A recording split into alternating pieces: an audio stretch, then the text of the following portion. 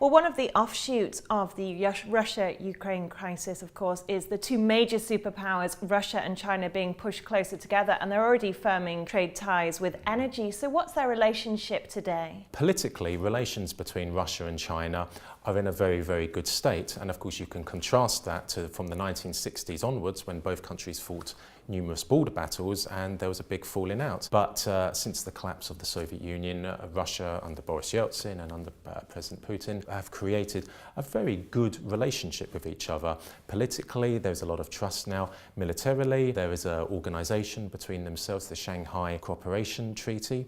And also economically, Russia still supplies vast amounts of oil and gas every year to China. And also the Chinese military, which is growing in the world, and it's far from being a superpower, the Chinese military, but it still relies on high-tech Russian military components. So, for example, the Chinese a few years ago, they managed to get a fifth-generation attack plane in the air. Well, that's very impressive, but the components for the cockpit they don't have and they can't manufacture, so they rely on Russia. So Russia earns a lot of money every year with supplying China with high-tech Russian goods. And also there's the potential for Russia to supply China with natural water, because China lacks water, and water, as we know, is vital for industry. And the Chinese have been on at the Russians for numerous years now to start supplying China with water. The problem for the Russians is that their lakes along the Chinese border, they go north as opposed to south.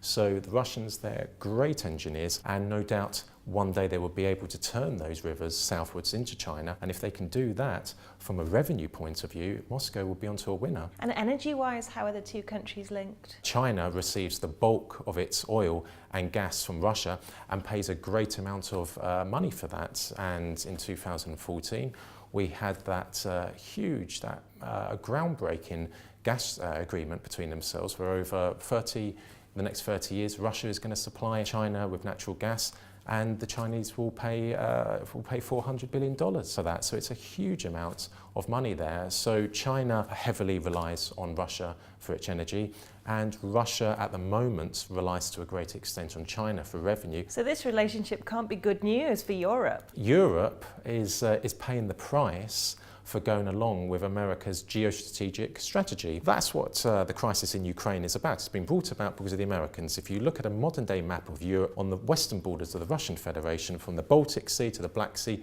you will see its borders are littered with EU and NATO member states, with the exception of Ukraine. And the Americans, since 1991, Ukraine's independence, have been trying to draw Ukraine into the West's orbit. So the Europeans, apart from the British government, they were reluctant to place sanctions against Russia. But nonetheless, the European Union is a staunch strategic ally to Washington, and when it matters, allies stick together. But nonetheless, Europe is going to lose out. Its SMEs in particular are going to lose out because they're suffering at the moment.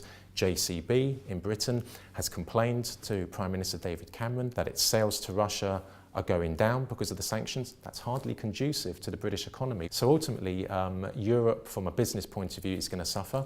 And in the future, if it doesn't receive the amount of energy that it receives from Russia at the moment, where else is it going to receive it from?